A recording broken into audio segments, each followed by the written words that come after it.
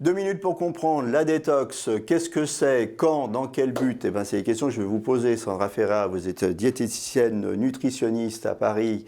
Quand est-ce qu'on doit faire de la détox? Est-ce qu'on doit en faire d'abord? Est-ce qu'on doit en faire? C'est surtout ça la question. La détox, il faut savoir qu'il y a plusieurs formes. Il y a le jeûne intermittent où on ne mange pas pendant 16 heures.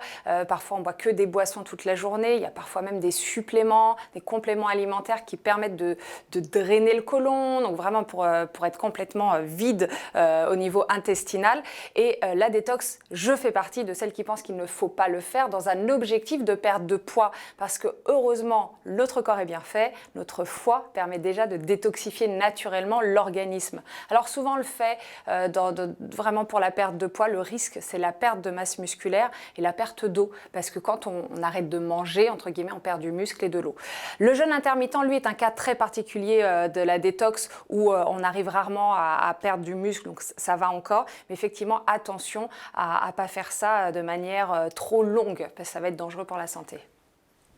La détox, ça peut être après les vacances, après les fêtes, on a fait trop d'apéros, on a beaucoup mangé, on a envie de reposer un peu son organisme. Alors, est-ce qu'il faut faire justement de la détox ou simplement on se met un peu au régime soupe salade? Vous avez compris, c'est pas la détox en soi qu'il faut faire, c'est remanger un peu équilibré. Effectivement, quand on a mangé un tas de chocolat et une grosse dinde et plein de choses caloriques, naturellement, on a envie de manger moins, plutôt des légumes. Et là, c'est la détox naturelle. C'est notre corps qui nous parle et qui nous dit, allez, on se calme un petit peu, on va tout simplement manger plus léger. Et on n'a pas besoin de manger que des jus de légumes pendant 2 semaines, qui au passage sont souvent assez chers. Donc, comme toujours et très souvent, la clé, c'est on écoute son corps. Mais oui, c'est ça. Il faut écouter son corps. Écoutons notre corps. Écoutons.